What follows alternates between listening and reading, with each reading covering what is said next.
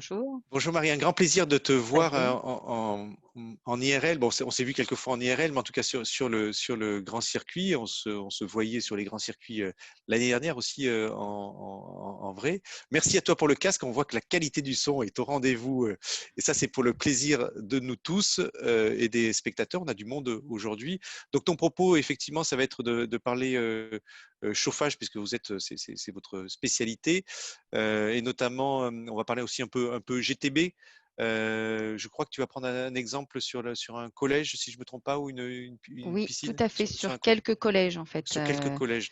Voilà, quelques collèges Donc, que l'on a en exploitation derrière. Et puis, je citerai également des propositions que l'on fait actuellement sur des écoles, voilà, pour des systèmes qui ont déjà été éprouvés.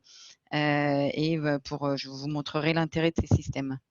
oui, c'est génial. Comme ça complète la table ronde sur laquelle on a quand même pas mal parlé d'école et on voit que tout ce qui est enseignement, il y a des surfaces qui sont impressionnantes à rénover. Donc, je vais te laisser partager peut-être ton PowerPoint. Oui, Donc, alors il faut l'ouvrir. Alors que dans partage d'écran, il faut bien sélectionner la fenêtre Microsoft PowerPoint, hein. Microsoft PowerPoint. Alors attends, Ouais. parce que du coup, j'ai plus l'onglet de partage que j'avais tout à l'heure. Là, je le Voilà. fais en plus ici, partage d'écran, Voilà. Cher participants. Attends, public, ça fait partie des. voilà, c'est bon, je l'ai là. On Je sélectionne bien partage. Microsoft PowerPoint. En tout cas, t'as pas sélectionné. Bon, on va voir si ça marche quand même. Lance le PowerPoint et donc en haut, il faut faire paramètres d'affichage. Hop, ça, Euh, paramètres d'affichage. J'y en haut, retourne, c'est ce que tu m'as dit, c'est oui. celui-là là et on sélectionne le premier. Voilà, ça Ah ben va? c'est génial, ça marche parfaitement. Alors, Ça marche bien? Marie, toi qui n'as pas l'habitude de nos grands circuits en IRL, pas en IRL, en visio, euh, je suis à côté de toi, donc, mais je coupe juste la caméra et le son et je reviens à l'issue de ta présentation pour les questions-réponses. Mais le public est là, hein, il y a aujourd'hui 66 personnes qui t'écoutent. C'est parfait.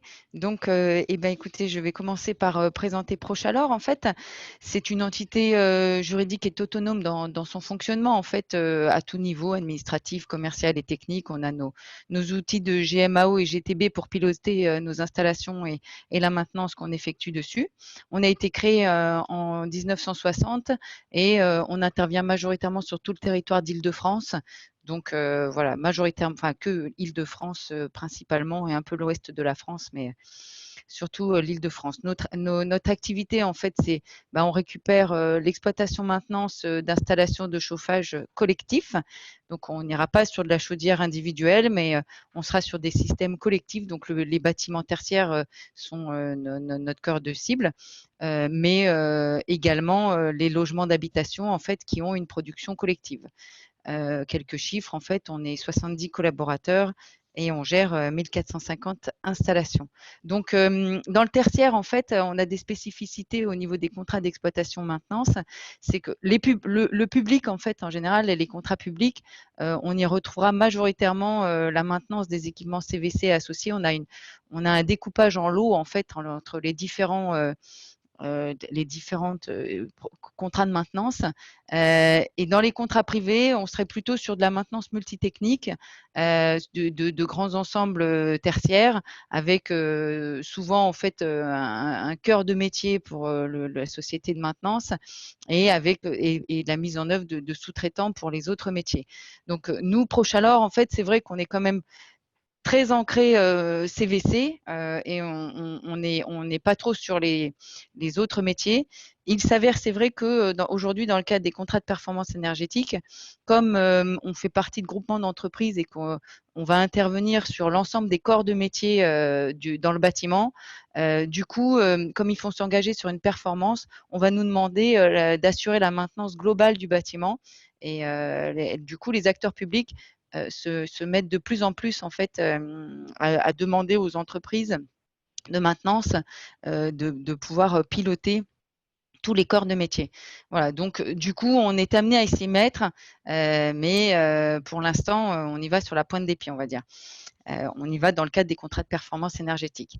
Donc, je vais rentrer plus spécifiquement dans la présentation des contrats de chauffage parce qu'ils sont très particuliers derrière et propres à notre métier avec des terminologies qui nous sont propres. C'est-à-dire qu'on va assurer différentes prestations. Dans un premier temps, on va assurer on peut assurer la fourniture de l'énergie et la transformer en chaleur. Du coup, en fait, on aura une obligation d'assurer une température contractuelle dans le bâtiment.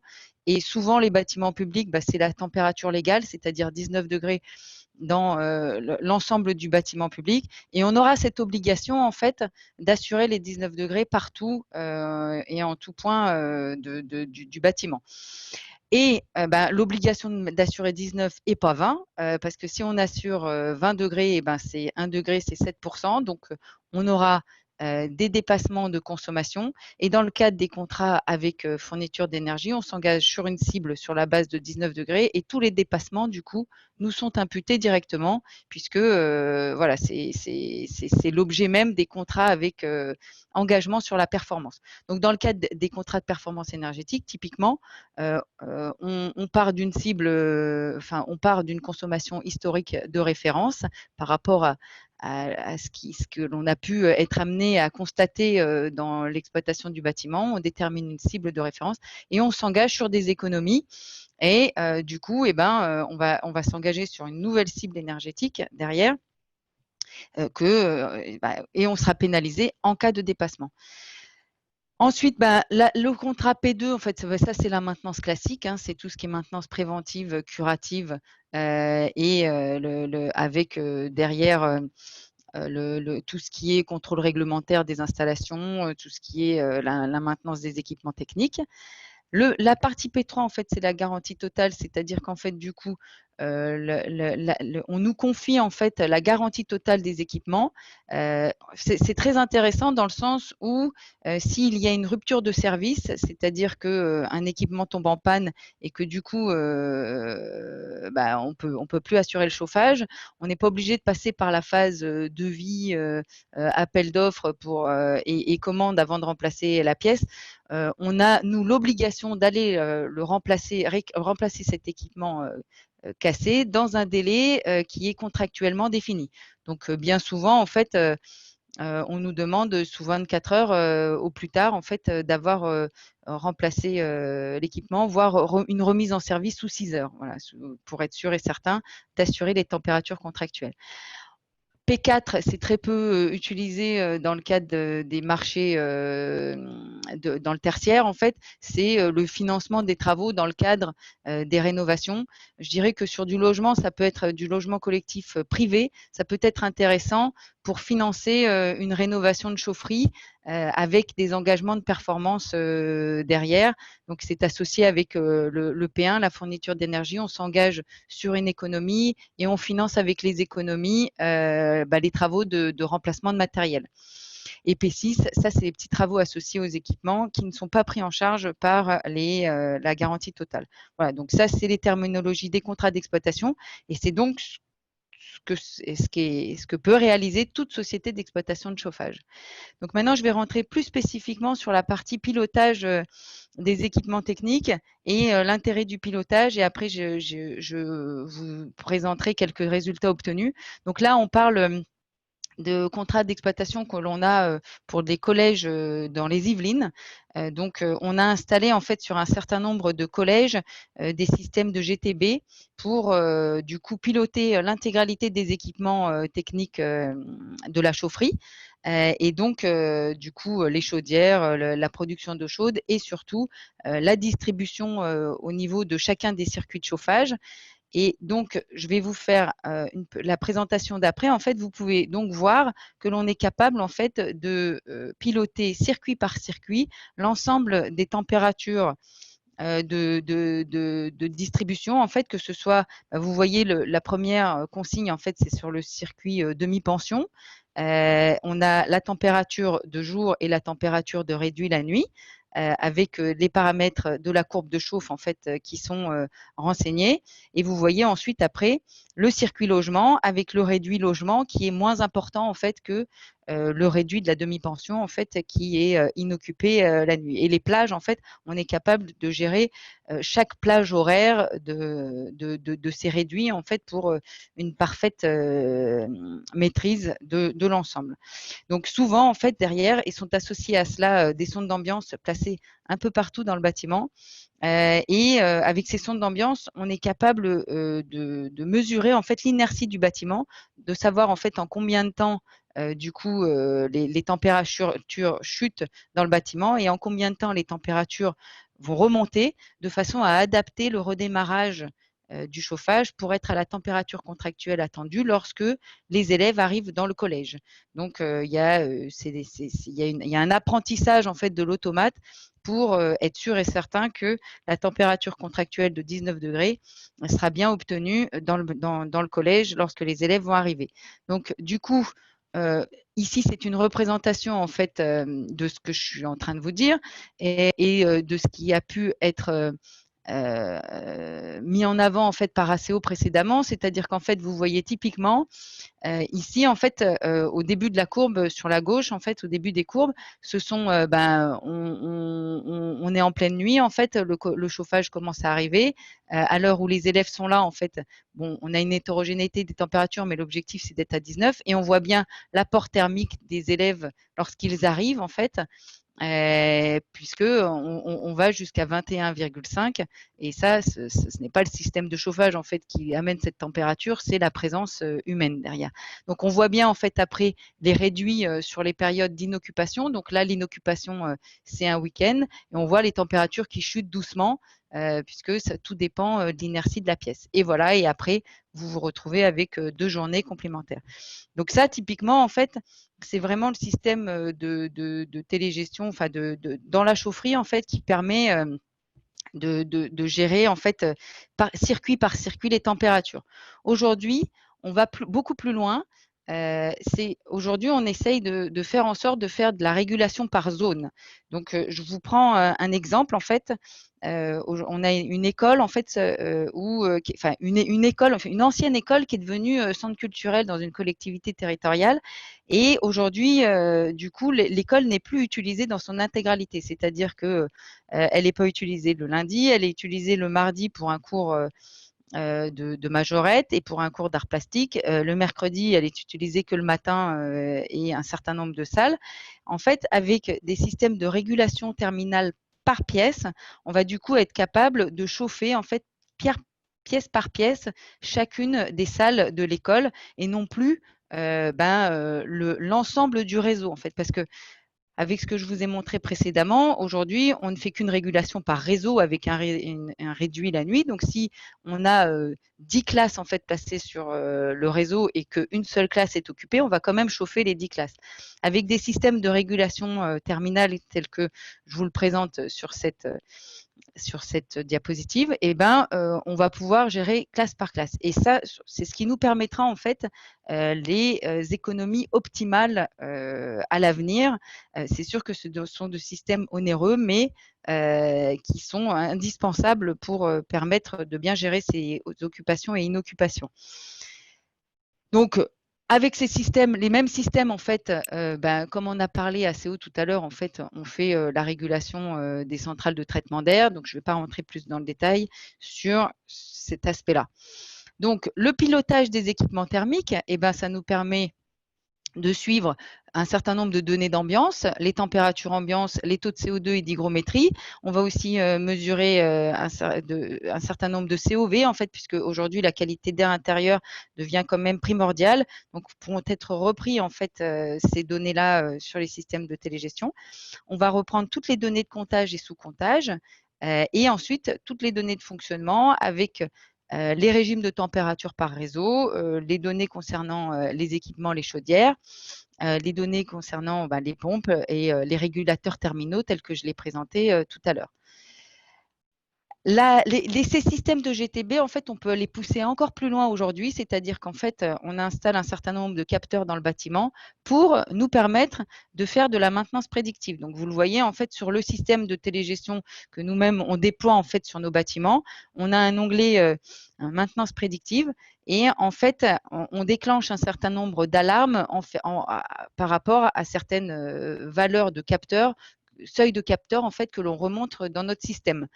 Donc, du coup, en fait, c'est ce qui évite parfois en fait les maintenances préventives systématiques et les passages systématiques des techniciens, alors qu'en fait, typiquement, le filtre d'une centrale de traitement d'air, en fait, il est à remplacer quand il est encrassé.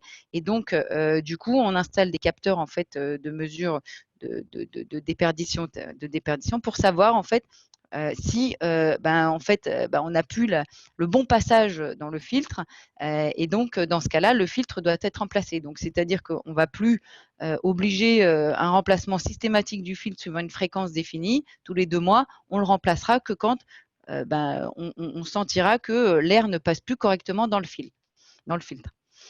Donc aussi également, ce qui est important pour nous derrière, c'est la télérelève des consommations. Donc, comme on le disait, en fait, on s'engage sur une cible énergétique et majoritairement, je dirais que 80%, voire même un peu plus de notre parc, c'est la relève des compteurs, en fait, se fait par les techniciens qui sont amenés à faire des tournées sur l'ensemble des sites pour relever les compteurs avec la télérelève. Donc, du coup, on a une mesure tous les mois. Si effectivement le technicien il est bien passé sur le site, donc on fait tout pour qu'il passe bien sur le site, mais voilà, c'est dépendant du facteur humain. Donc, et c'est qu'une relève tous les mois. Si on veut une relève très précise des consommations et pouvoir agir vite, parce qu'avec une relève tous les mois, du coup, il faut attendre 1 mois avant de pouvoir intervenir. L'idéal, c'est d'installer des systèmes de télérelève des consommations. Et aujourd'hui, c'est sûr que toujours encore un peu cher, mais ça se déploie de plus en plus. Et donc, on équipe en fait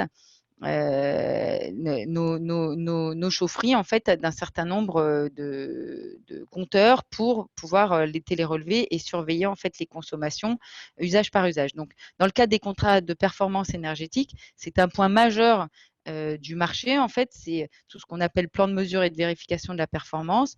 On définit des plans de comptage très précis, toute énergie confondue, et on télérelève ces compteurs pour suivre les consommations au mieux. Voilà, donc ça, je vous ai présenté déjà dans un premier temps toute la partie télégestion et ce que l'on est en mesure de déployer aujourd'hui. Maintenant, je vais vous présenter les résultats obtenus sur des collèges. Alors, les collèges, en fait, on a juste équipé la chaufferie et on fait de la régulation par réseau, en fait, avec des bons réduits. Et notamment les réduits qui sont les plus importants, ce sont les réduits pendant les périodes de vacances.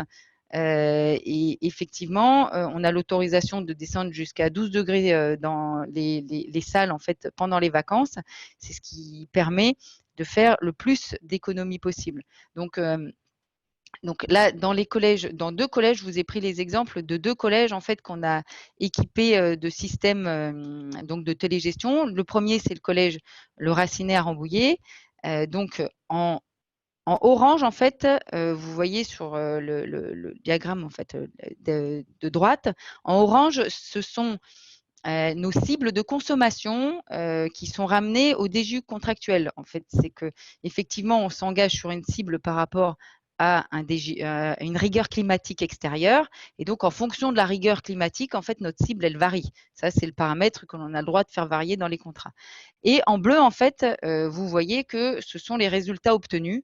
Donc, au démarrage du marché, en fait, on était en dépassement sur les consommations. Donc, on n'avait pas une bonne maîtrise de l'ensemble de nos systèmes de régulation.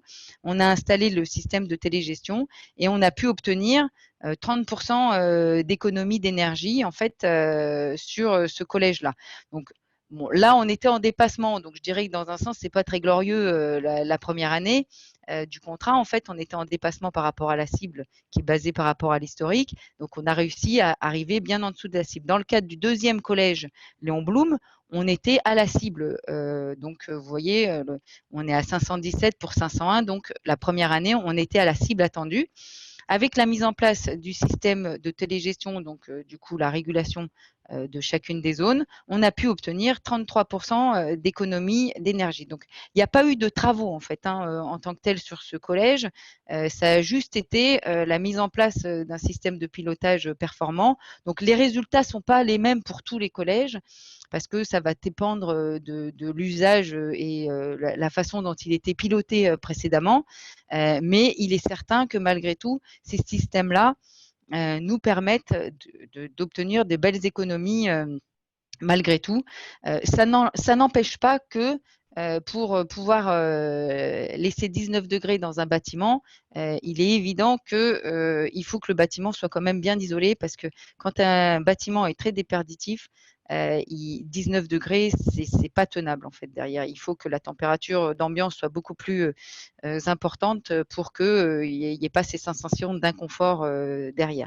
Mais si on est dans un bâtiment parfaitement isolé, et avec un bon système de pilotage, on peut amener un confort certain dans l'immeuble et derrière réaliser de belles économies et piloter de manière performante le bâtiment. Voilà, Xavier, j'ai terminé ma présentation. Donc, je suis disponible pour les questions.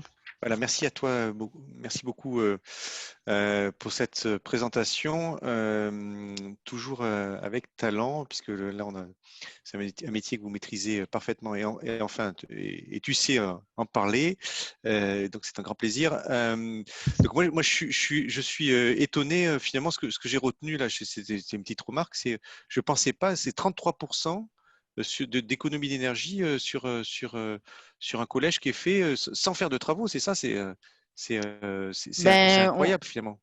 On a piloté correctement l'usage en fait de chaque réseau du collège. Voilà. Alors ça, je vous ai forcément pris les exemples, les bons exemples derrière, mais parce que c'est pas forcément le cas partout.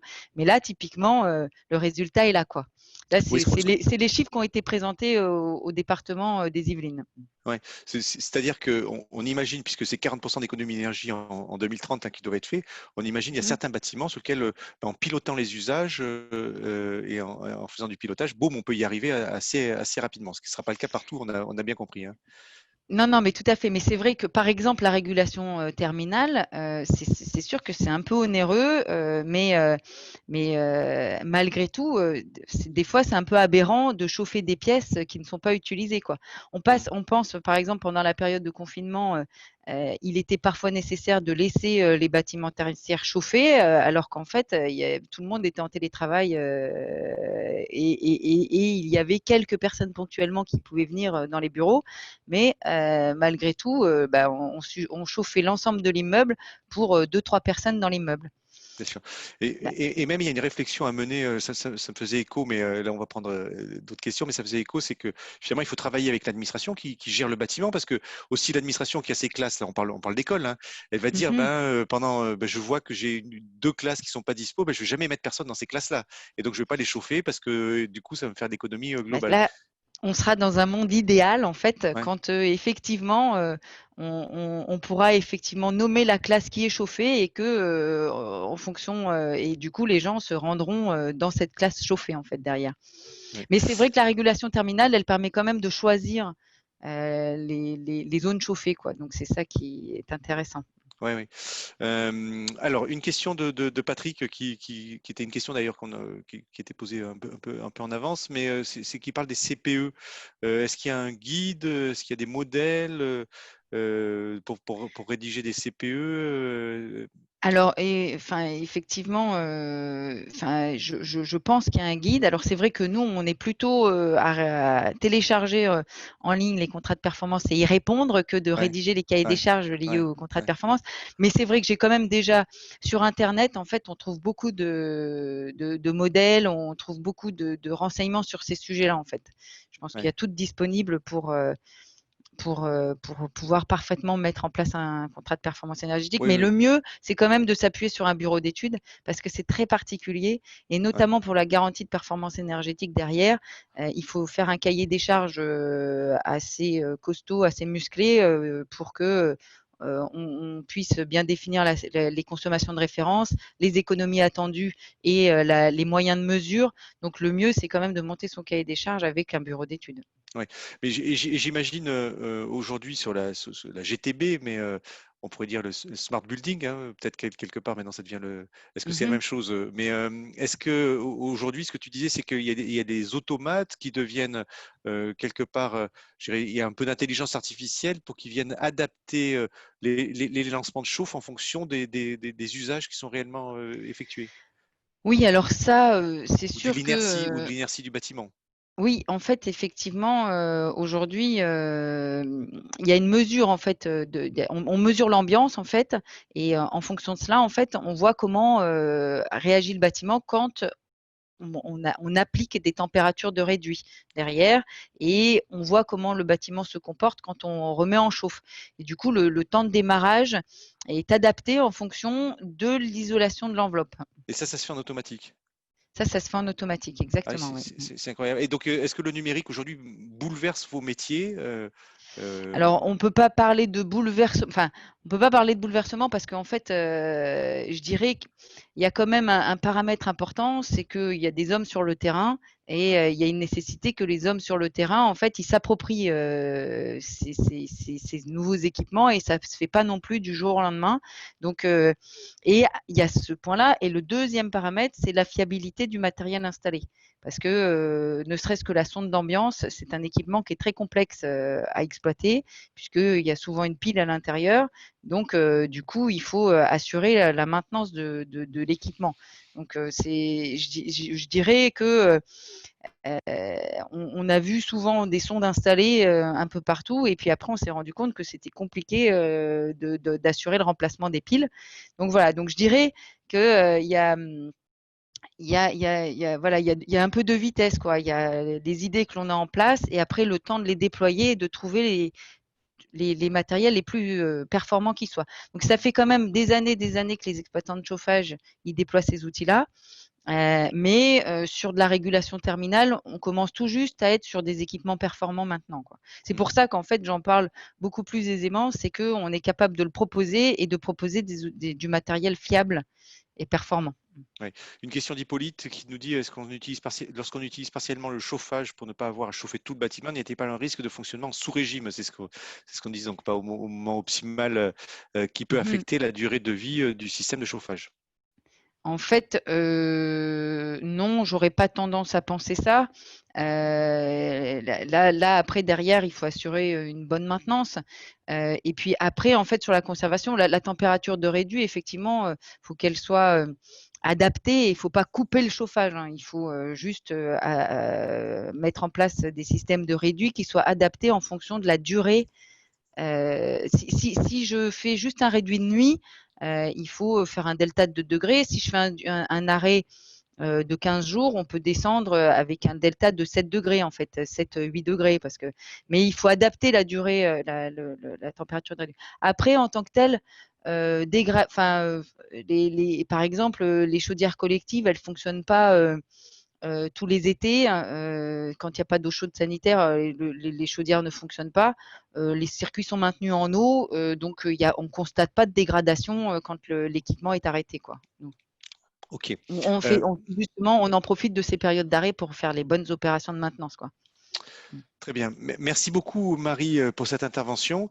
Je crois savoir qu'on se reparle cet après-midi, d'ailleurs, pour parler rénovation des copropriétés. Copropriété, bah, On va se voir toute la je suis bien à journée. l'aise. Et voilà. Merci pour cette présentation sur les écoles. C'était réjouissant et on voit qu'il y a effectivement des gains qu'on peut réaliser assez rapidement, mais c'est pas tous les cas et ça, il faut retenir. Donc, ça nécessite un audit, mais ça ramène à la Mmh. présentation d'ACO.